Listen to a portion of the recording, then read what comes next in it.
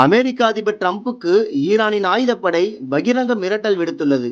இந்த விவகாரத்தில் அமெரிக்கா கொடுத்த பதிலடி பதற்றத்தை அதிகரிக்க செய்துள்ளது. உண்மையில் நடப்பது என்ன பார்க்கலாம்.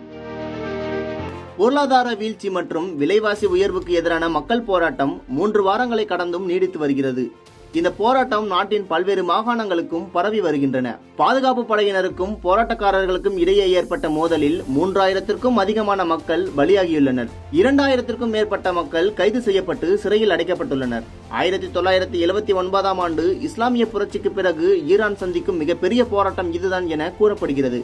போராட்டத்தில் ஏற்படும் மக்கள் மீது வன்முறையை கையாண்டால் அமெரிக்க ராணுவம் களமிறங்கும் என்றும் ஈரானுக்கு புதிய தலைமுறையை தேடும் நேரம் வந்துவிட்டது என அமெரிக்க அதிபர் எச்சரிக்கை விடுத்திருந்தார்.